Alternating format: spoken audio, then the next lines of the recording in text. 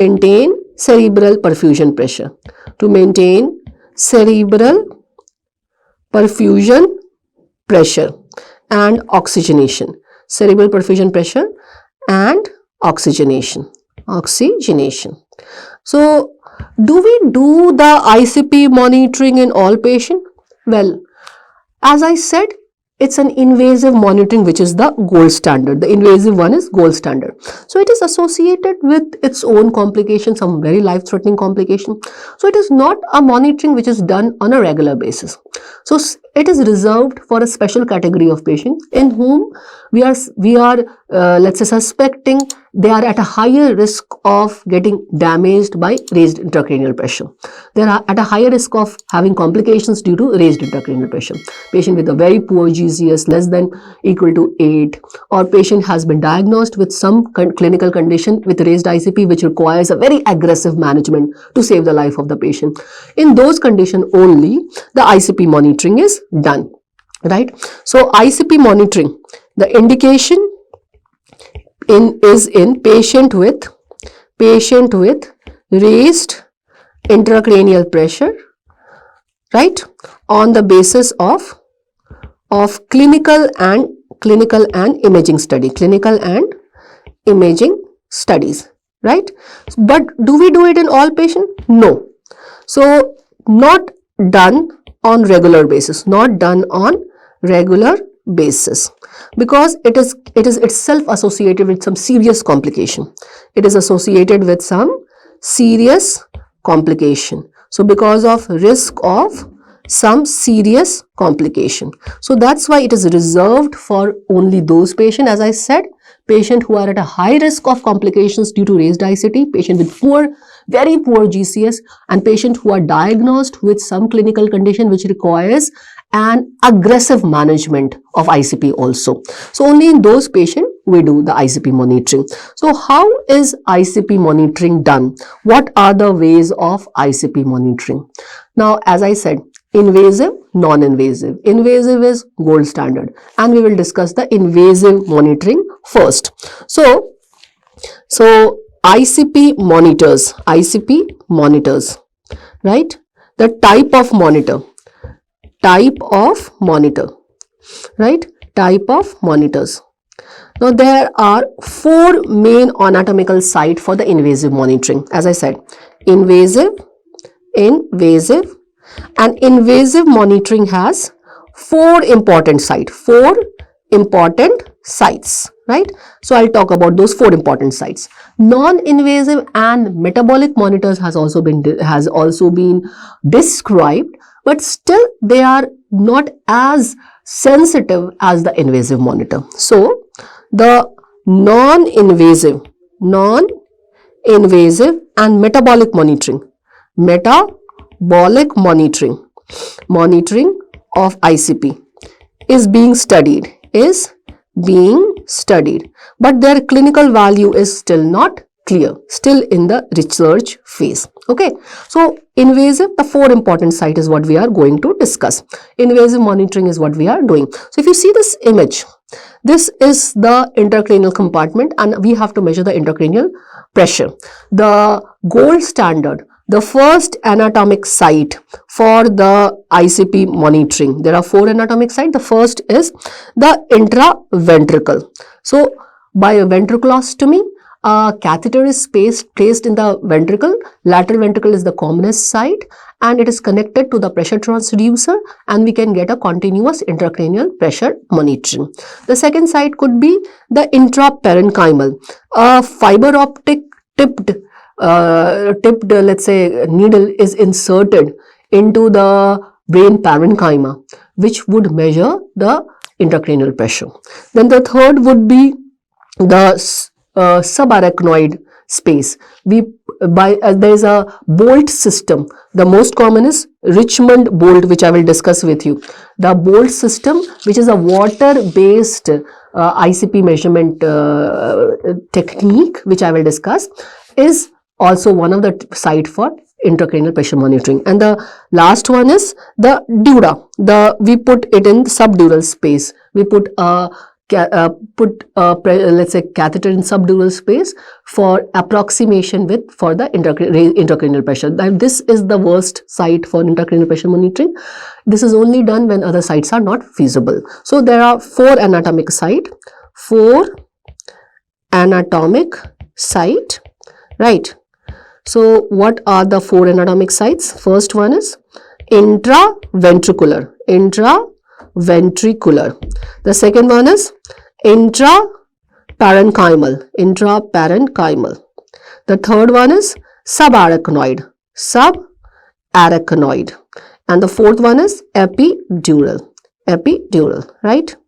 So we would discuss, compare and contrast these 4 sites for your intracranial pressure monitoring. So let us start our comparison that in these 4 anatomic sites, what type of monitor is used. So let us start with intraventricular.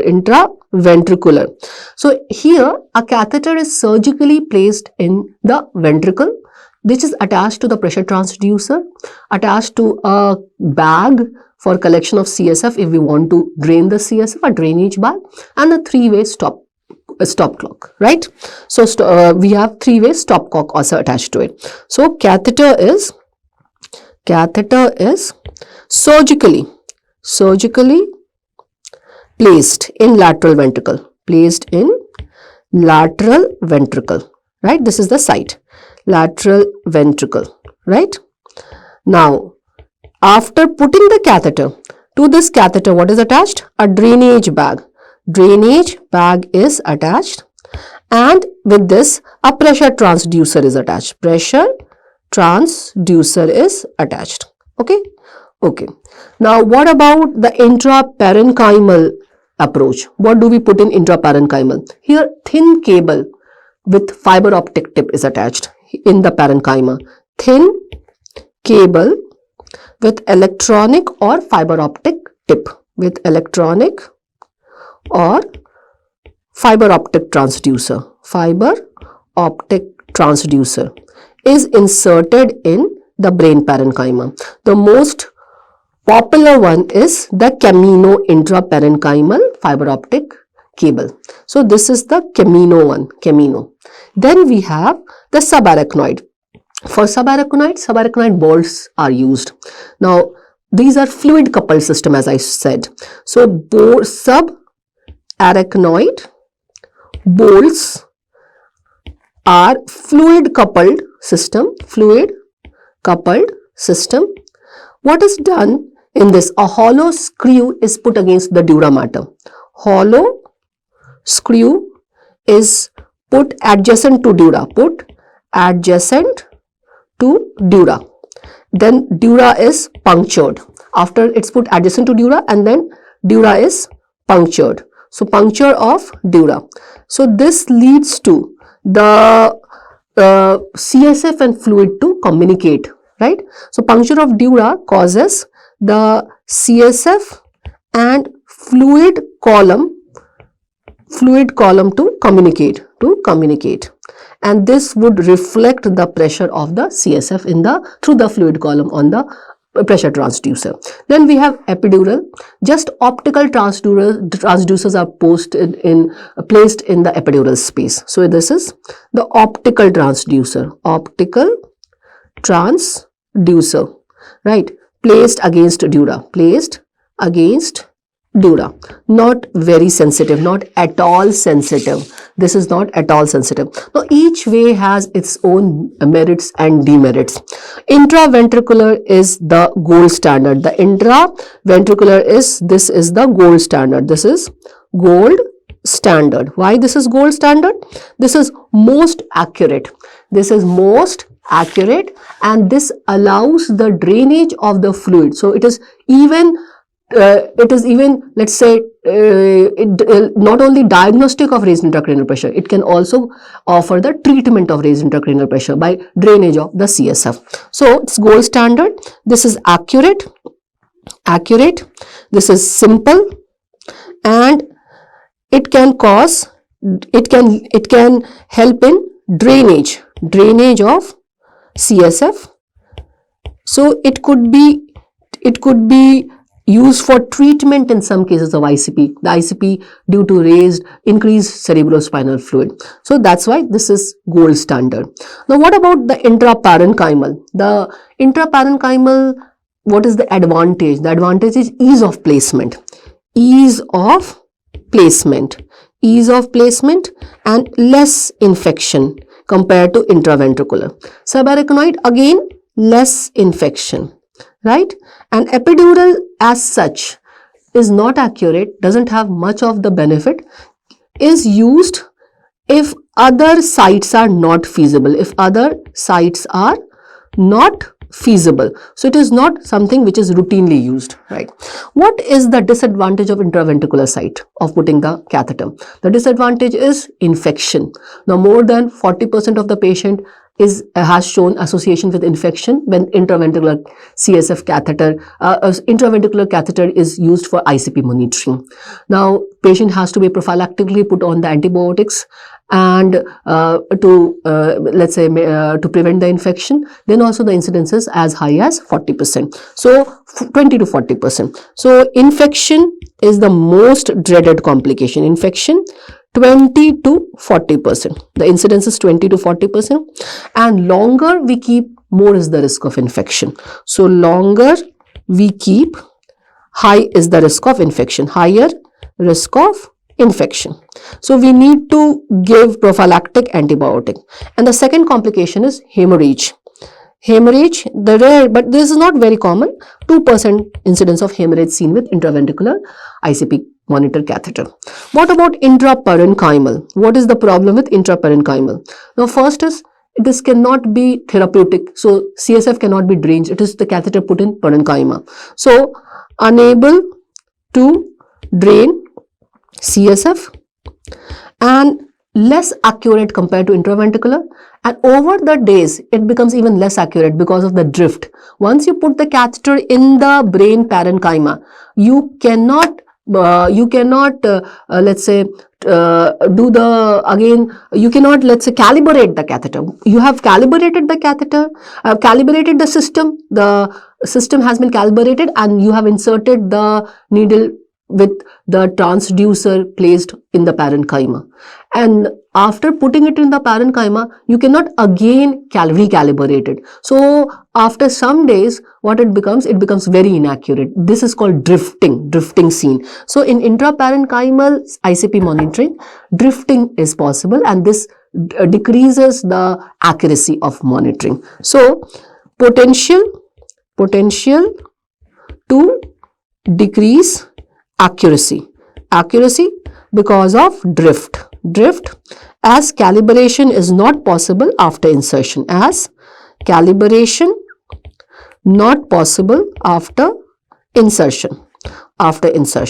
right? Okay, then subarachnoid, what is the demerit? It is very less accurate than other two, and your epidural, it is the least accurate. So it is only put if the patient has some let's say coagulation disorder or liver disease, a patient requiring the ICP monitoring, because where other methods are not feasible, then only the epidural is used. Otherwise, the best is intraventricular. Intraventricular is gold standard for ICP monitoring, and this is why it is best, because it can be therapeutic as well, right? Okay. Now let us see, when we put the catheter inside the intraventricular space and we connect it to the pressure transducer, then what kind of graph comes on the monitor? So let us talk about the ICP waveform. What is this ICP waveform? Now ICP, the waveform is because of the fluctuations in the cerebrospinal fluid due to the systole and diastole of the cardiac cycle. So fluctuations seen in the cerebrospinal fluid during systole and diastole. So an intracranial pressure waveform,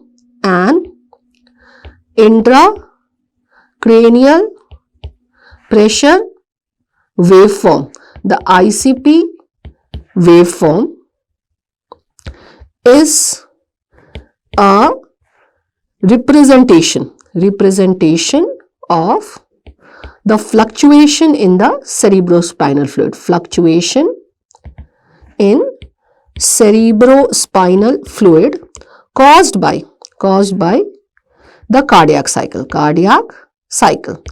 Cycles systole and diastole. So it varies with cardiac cycles, systole and diastole. And by seeing this waveform, we can have some knowledge about the intracranial compliance. We can have some knowledge about the cerebral perfusion. So it helps us in having some knowledge about the intracranial dynamics.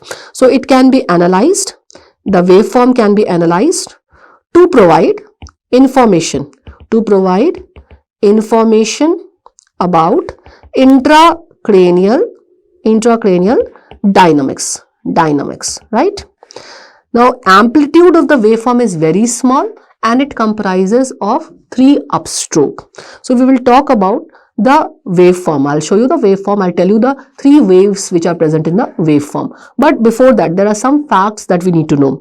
This ICP waveform, ICP is not a static value. It's a dynamic value. It keeps on changing. First thing we have to remember this. Now, ICP waveform exhibits a cyclic variation based on superimposed effect of cardiac contraction. So I said it's represent fluctuation of CSF by cardiac cycle, right? Respiration and intracranial compliance. So the waveform which we are getting, it depends on the cardiac contraction, the variation in the respiration and intracranial compliance. 3 important type of waveforms can be seen. Under normal physiological condition, the amplitude of the waveform is small with B waves related to respiration, C wave, smaller amplitude, that's related to the cardiac. That is Strawberry-Herring-Mayer waves related to cardiac cycle. These are normal. Then we have an abnormal wave, A wave, which I will talk about. But first, let us see the normal ICP waveform. So ICP waveform, this comprises of 3 distinct peaks. So we have 3 distinct peak, right? 3 distinct peak. The first, that is this first peak. This is P1, right? This is called percussion wave. This is called, the P1 is called percussion wave.